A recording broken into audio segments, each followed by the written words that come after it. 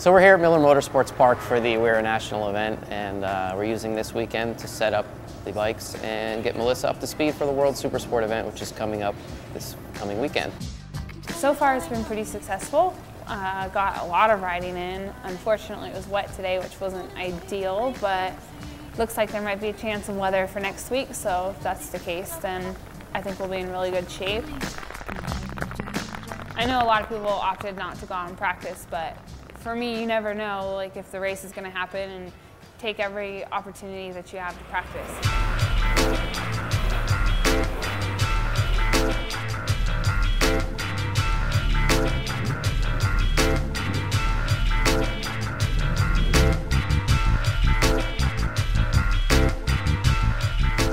Rain's one of those things that you have to just decide you love it or you're gonna hate it. So, you know, like, fake it till you make it. Just put on a big smile, mount up the rain tires, and be like, yeah, man, I love riding in the rain, and have at it. And honestly, like, it's fun. Like, it's fun in its own way. If you compare it to riding in the dry, obviously you don't get to push yourself as hard, but it's got its own set of challenges that, I mean, it's fun, so. I definitely took advantage of every chance I had to be on the track because I knew there was a strong likelihood we were going to be racing in the rain this morning, so it went pretty well and I had a lot of fun.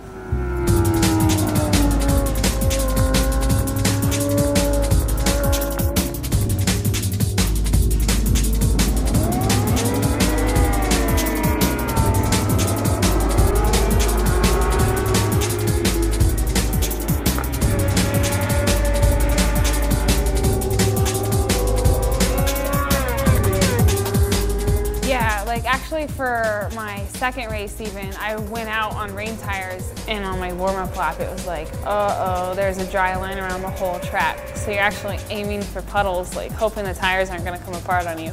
But I'm lucky, it probably makes such an awesome rain tire that it actually, like, I was impressed with the lap times we were able to do even on a drying track like that. It was sketchy though, definitely.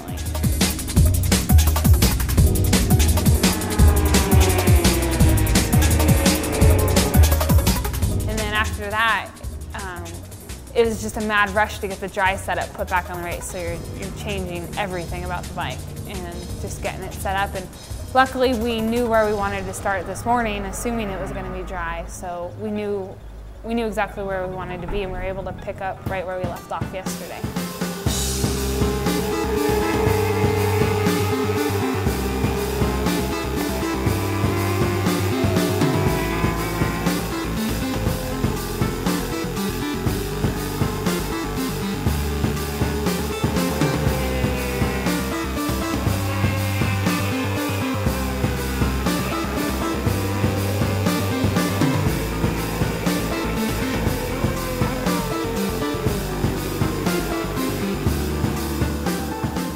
Frustrating because since I don't have any points with where really my grid positions were all terrible, so the starts were kind of dicey and I got held up a little bit, where in a perfect world I would have liked to have been up front so I can learn something from the people in the front, you know, that way, instead of working your way through people that you're already faster than. If you can be up there with those people that are a second or two faster than you can maybe pick something up. So that's what I was hoping for, but when you're starting on row 12, that's not usually the reality of it.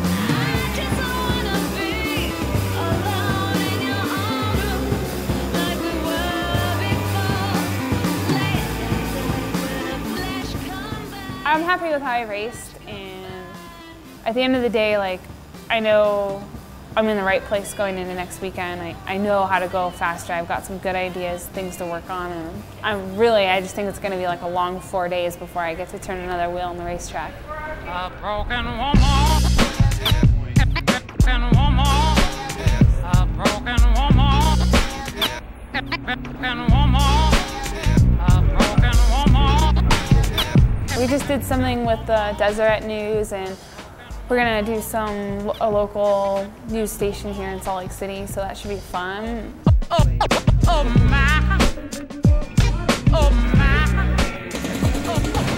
You're watching this week's edition of the Fox 13 Sports Page with Mike Runge and Rick Aaron. Well, the fastest dudes on two wheels come to Miller Motorsports Park next weekend for the Hanspree FIM Superbike World Championships. Except, Mike, that one of them isn't a dude at all. She's a 25-year-old Californian named Melissa Paris. Melissa joins us now on the set. Welcome to the Sports Page. Thanks for having me. Melissa, you grew up in San Diego area? Actually grew up in Northern California, but went to school in That's near San Diego. Close enough. You were playing baseball. You swam. You ran track. How did you get into motorcycle racing? Just kind of lucked into it. I had a lot of friends in college that were riding, and they sort of taught me, and now I'm hooked.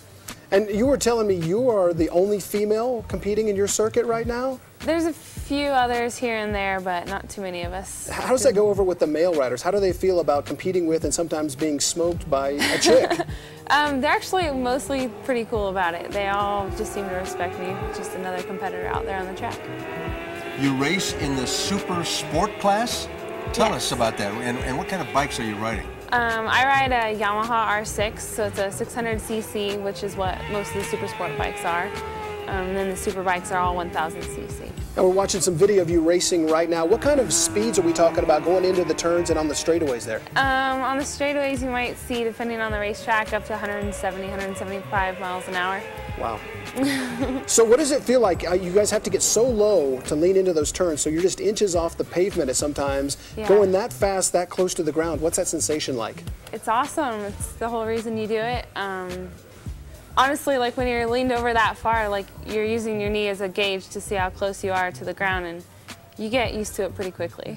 I guess if it touches, that means you're a little too close to the ground. No, you want to have your knee on the ground. That's Really? the whole idea. Wow. Melissa, you received a one-time invitation to participate in this event. How did that come about? Well, every year when they come here, they want to get as many locals that they can to come out and compete against the world level people. So we just put in our application, and luckily for us, we got picked.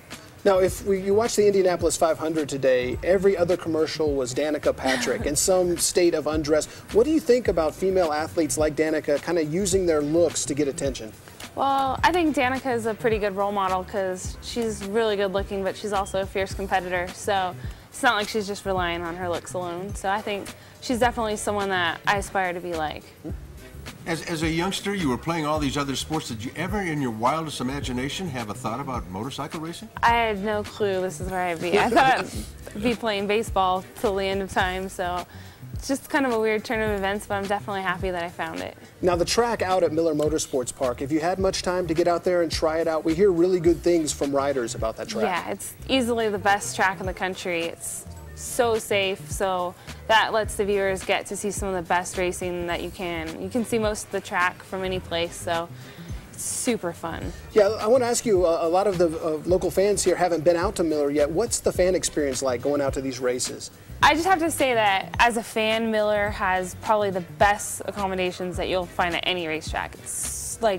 It's really set up to be spectator friendly. There's bleachers and grandstands and suites and big screen TVs and everything you need to really get close to the action. And speaking of the fans, what can the fans expect from Melissa Paris this coming race? They can definitely expect to see me put forth my best effort next weekend. I'm really excited and hope I put on a great show.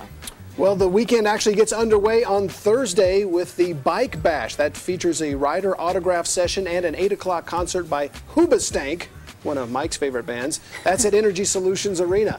The action moves out to the track at Miller for practice and qualifying Friday and Saturday. Then the main event on Sunday, the twin 21-lap Superbike races, first at noon and again at 3:30. Spain's Carlos Checa won both of them last year in the inaugural event. Melissa, we wish you the best of luck in the Super Sport class.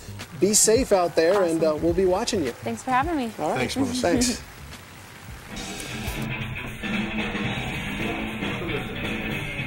Thank you so much for being here. Yeah. Thanks, guys. Thanks for bringing us. Thank you, guys. Thank you. We really appreciate it.